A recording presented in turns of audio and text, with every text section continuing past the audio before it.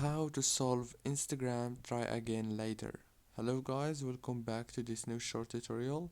I'm gonna show you how to solve Instagram try again later problem easily and fast. First thing, open the settings and then go into the apps manager.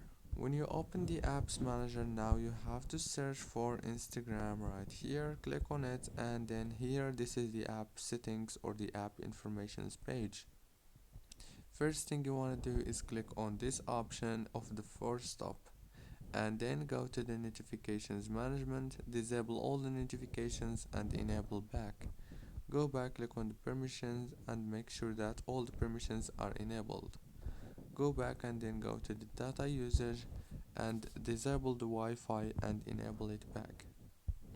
Go back and now click on the storage or the internal storage, click on clear data and clear cache. Go back again and now click on this power usage details.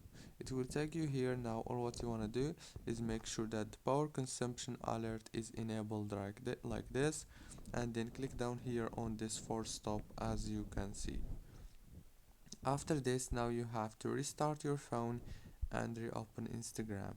If the problem is not solved yet, this means that you have a problem in your network, so please check your Wi-Fi. Don't forget to like, subscribe.